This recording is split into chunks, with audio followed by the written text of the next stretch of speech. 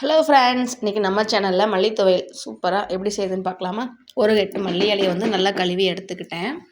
இது வந்து கழுவி எடுத்துட்டு கட் பண்ணி எடுத்துக்கோங்க. குட்டி குட்டியாக கொஞ்சம் கட் பண்ணிக்கோங்க. அப்புறம் கடாயில் வந்து எண்ணெயை ஊற்றி 1 ஸ்பூன் அளவுக்கு உளுந்து சேர்த்துக்கோங்க. அப்புறம் வந்து 4, 5 வத்தல், மிளகாய் வத்தல். நீங்கள் காரசாரமாக இன்னும் காரமாக வேணுன்னா கூட 2 வத்தல் கூட சேர்த்துக்கோங்க. 5, 6 பல்லு பூண்டு சேர்த்து நல்லா வதக்கிட்டு, நம்ம கட் பண்ணி வச்ச இலையையும் தூக்கி உள்ளே போட்டு நல்லா வதக்குங்க. அதில் கொஞ்சம் தண்ணியாக வரும். தண்ணிலாம் போகிற வரைக்கும் நல்லா வதக்கிட்டு, ஒரு குட்டி உருண்டை அளவுக்கு புளி, தேவையான அளவு உப்பு சேர்த்து நல்லா வதக்கி விட்ருங்க. அது கொஞ்சம் வதங்க டைம் எடுக்கும். அதுக்கப்புறம் மிக்ஸி ஜாரில் சேர்த்து நம்ம அரைச்சிட வேண்டியதான்.